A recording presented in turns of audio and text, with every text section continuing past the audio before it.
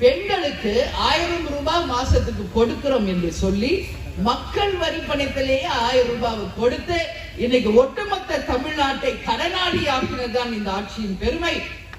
அந்த 1000 ரூபாய் இன்னைக்கு விற்கிற விலைவாசியில ஒரு வாரத்துக்குள்ளேயே காலியாயிடும். மருத்துவ செலவு, படிப்பு செலவு, விலைவாசி உயர்வு, மளிகை ஜாமான், காய்கறி, இன்னைக்கு எத்தனை எல்லாம் விலைவாசி உயர்வு.